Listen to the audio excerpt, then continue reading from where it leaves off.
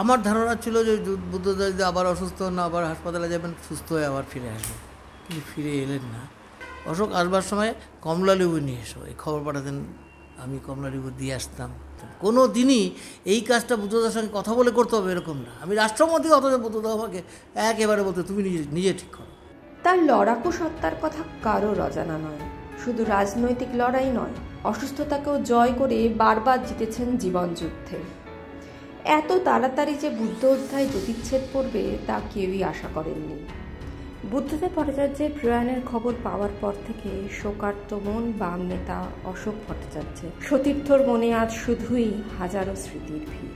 বুদ্ধদা যে এইভাবে চলে যাবে সেটা আমরা ভাবতেই পারিনি। বুদ্ধদা এর আগে বারবার করে অসুস্থ হয়েছেন, আবার সুস্থ হয়ে বাড়ি ফিরে এসেছেন।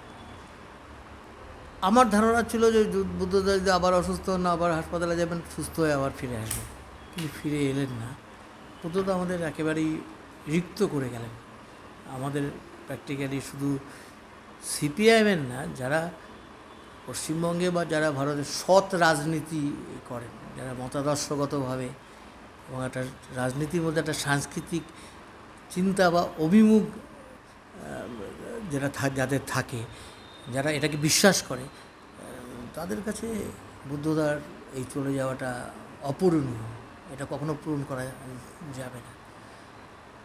বহুদিন একসাথে বুদ্ধদার সঙ্গে কাজ করেছি। বুদ্ধদার মন্ত্রিসভাতে ছিলাম। জ্যোতি বসু যখন মুখ্যমন্ত্রী ছিলেন তখন আমি বুদ্ধদা একসাথেই সেই মন্ত্রিসভাতে ছিলাম। বুদ্ধদা আমাদের দার্জিলিং জেলার পার্টির ইনচার্জ ছিলেন। তিনি এখানকার নানা ধরনের আন্দোলন, লড়াই, সংগ্রাম, অনেক ধরনের পরিস্থিতি সৃষ্টি হয়েছিল। সেই পরিস্থিতি মোকাবেলা করার ক্ষেত্রে আমাদেরকে বিভিন্নভাবে উনি পরামর্শ দিয়েছেন। সেই সমস্ত পরামর্শ থেকে সম্পূর্ণভাবে আমরা এখন বঞ্চিত হব। অসুস্থ তিনি ছিলেন, কিন্তু তিনি সম্পূর্ণভাবে তার চেতনা ছিল, সব কিছু খবর, রাজনৈতিক খবর সব রাখতেন।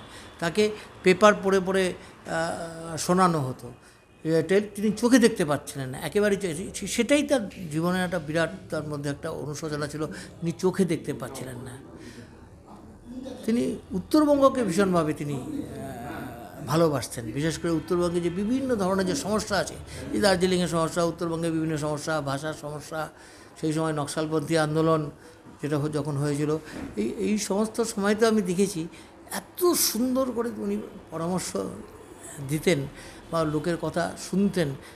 বিধানসভাতে কত বক্তৃতা শুনেছি, এমনিতে তো রাজনৈতিক মাঠে ময়দানে তো বক্তৃতা শুনেছি, একটা খারাপ কথা কোনোদিন বলেন, কোনো খারাপ শব্দ তিনি কখনো উচ্চারণ করেননি। গান ভালোবাসতেন, নাটক ভালোবাসতেন, নিজে নাটক করেছেন, নিজে নাটক লিখেছেন, কবিতা তিনি নিজে করে কবিতা বলতে পারতেন অনেক তার একটা রেকর্ডও আছে।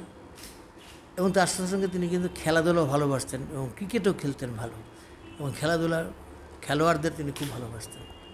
সব দিক দিয়েই আমি বললাম এটা একটা বিরাট, আমি কি বলবো, আমি নিজে আজকের এই দিনে আমি অন্য কিছুই আর বলতে পারছি না। আমি তার প্রতি আমার শ্রদ্ধা জানাচ্ছি এবং চিরদিন তাকে আমরা মনে রাখব।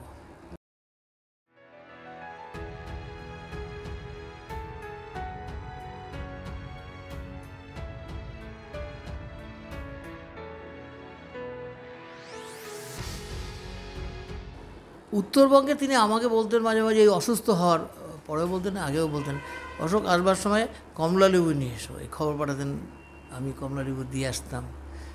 আর উত্তরবঙ্গে যখন আসতেন তখন জলপাইগুড়ির তিস্তার বরলি মাছ পছন্দ করতেন। এই দুটোই তার পছন্দের ছিল। আর এমনি কিছু না, আমাকে মানে আমাদের বাড়িতে যখন মন্ত্রী ছিলেন না তখন আমাদের বাড়িতে এসে থাকতেন, তার আগেও থাকতেন। কিন্তু ওনার দেখেছি আমি খুব কাছের থেকে, তার পায়ের থেকে মাথা পর্যন্ত তার দৈনন্দিন মানে চলাফেরা থেকে শুরু করে আচার আচরণ সব কিছুই শিক্ষণীয়। যা শিখেছি রাজনীতির ক্ষেত্রে বা মানুষের সঙ্গে ভালো ব্যবহার করতে হবে, কিভাবে কথা বলতে হবে, বক্তৃতাতে কোনো খারাপ শব্দ ব্যবহার করবে না, ফাইল কিভাবে দেখতে হবে, মন্দির কাজ কিভাবে করতে হবে, এটাও বুদ্ধদেব সাহস দিতেন। আমি প্রথম 5 বছর মন্ত্রী হওয়ার পরে আমি রাষ্ট্রমন্ত্রী ছিলাম বুদ্ধদারের অধীনে। আমি মাঝে মাঝে কী বলতাম, বুদ্ধদার এটা কী করবো, এটা কী করবো, মানে তুমি ঠিক করো, তুমি ঠিক করো, তুমি করবে, তুমি আমার কাছে প্রতি মুহূর্তে কেন পরামর্শ নিতে হবে কেন? তুমি পারবে, তুমি নিজের কনফিডেন্স রাখো, তুমি পারবে, তুমি করবে, তুমি আমার কাছে আসতে হবে কেন বারবার করে? এইটা কেউ কোনোদিন কোনো মুখ, এটা জ্যোতিবাবু বলতেন ঠিক একই রকমভাবে, বুদ্ধদেব এটাই বলতেন।